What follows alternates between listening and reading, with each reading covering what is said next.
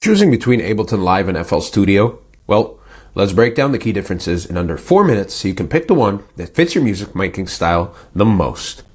So both of these are DAWs or DAWs, digital audio stations.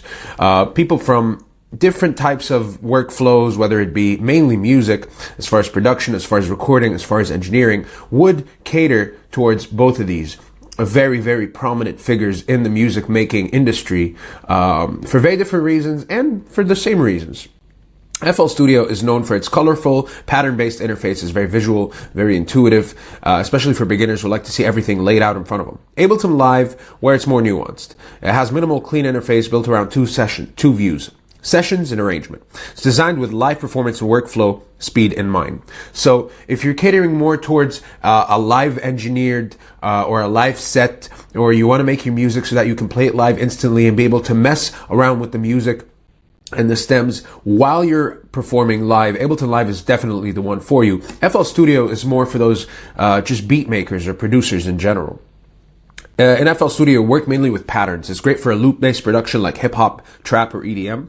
And Ableton shines with linear and non-linear workflows. You can jam ideas in the session view, then build full tracks in arrangement view. It's a favorite among electronic producers in live performance. FL Studio comes loaded with tons of built-in synths and effects like Citrus, Harmor, and Flex. It's almost full sound design suite right out of the box. Ableton's stock devices are super powerful and clean. You get synths like Wavetable Operator and simpler. Plus effects designed to integrate seamlessly into your workflow.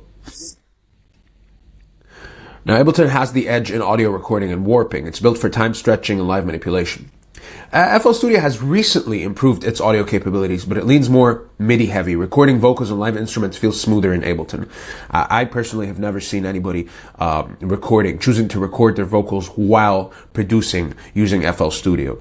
FL Studio gives you lifetime updates for free after you pay for even the Fruity edition, which is $99, but the most sought after version is the Producer edition, which is about $180. Ableton doesn't offer free upgrades, but it has multiple versions. Intro, standard. I want to show you actually. Shop. It has intro. It has standard. It has suite, depending on your needs and budget. With suite obviously being the most expensive. I tell you to go with FL Studio if you love patterns, if you're more of a video gamer, workflows, and a ton of synths from day one. Choose Ableton Live if you value fast workflows, audio manipulation, and performing music live.